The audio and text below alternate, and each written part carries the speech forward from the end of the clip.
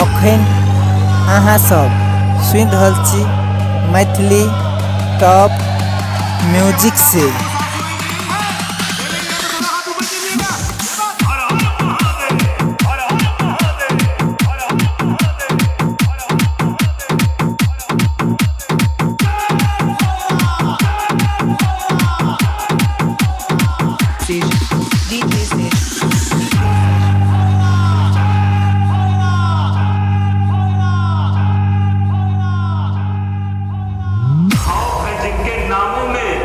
नापते नहीं पैमानों में, संभव है चलाना नाम तो बेटा दम होना चाहिए कारनामा।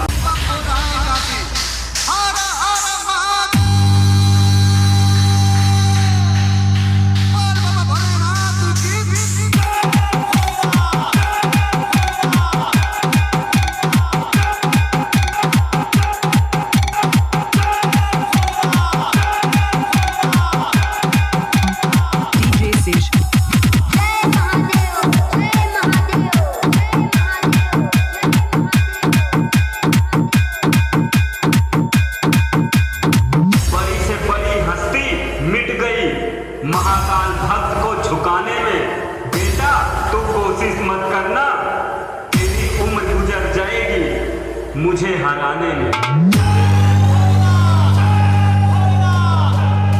अखन अहाँ सब सुनि रहल छी मैथिली टॉप म्यूजिक से।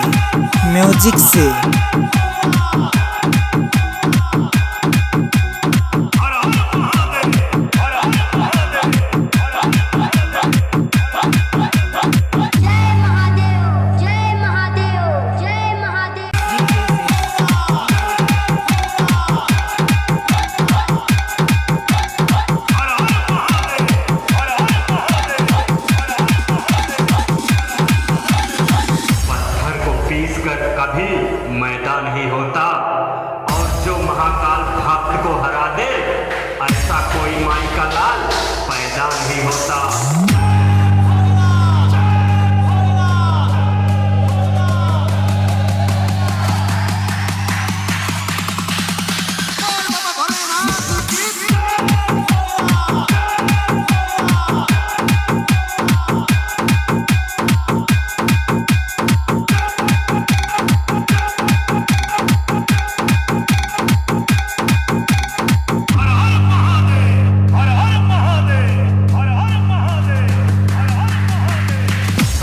की तरह है महाकाल भक्त की पहचान, ऊपर से खामोश अंदर से तूफान।